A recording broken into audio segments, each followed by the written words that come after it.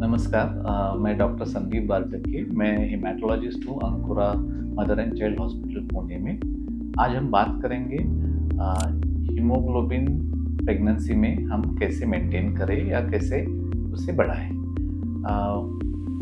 पहली बात ये है कि महिलाओं में हीमोग्लोबिन की कमी काफ़ी कॉमन है, लेकिन प्रेगनेंसी में ये समस्या और बढ़ जाती है क्योंकि जो बच्चे की डिमांड रहती है आयरन और बाकी विटामिन्स जो बच्चे की ग्रोथ के लिए इम्पोर्टेंट रहते हैं वो मदर से ही मिलते हैं। तो मदर में इन आयरन और अदर विटामिन्स की कमी और बढ़ जाती है प्रेगनेंसी के दरमियान, खास करके लास्ट के 6 महीने में।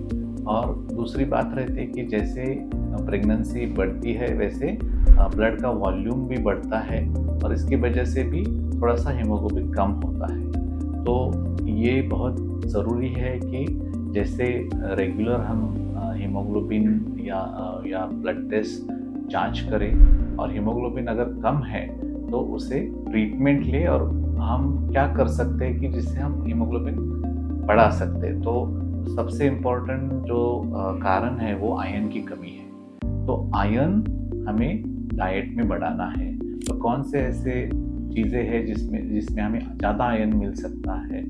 तो आयरन ज़्यादा रहता है कि हरी सब्जियाँ, कुछ फ्रूट्स है जैसे पोमोग्रेनेट है, मीट है, और अगर आप नॉन वेजिटेरियन है तो रेड मीट में भी आयरन ज़्यादा रहता है। ड्राई फ्रूट्स स्पेशली ड्राई अंजीर, इसमें आयरन ज़्यादा रहता है। अगर आप सब्जियां या खाना आयरन की कढ़ाई में बनाए तो उससे भी थोड़ा सा आयरन ज़्यादा मिल सकता है।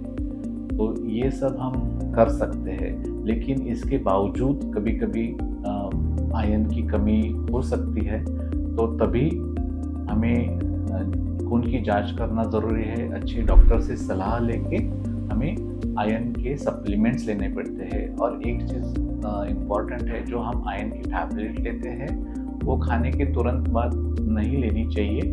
वो खाने के 1 घंटा पहले या 2 घंटे बाद में लेने चाहिए, क्योंकि जो खाने में कुछ चीज़ें ऐसे रहते हैं जैसे फाइटेट्स या कैल्शियम, वो आयरन का एब्सॉर्प्शन कम कर देती है। तो ये ध्यान में रखना ज़रूरी है।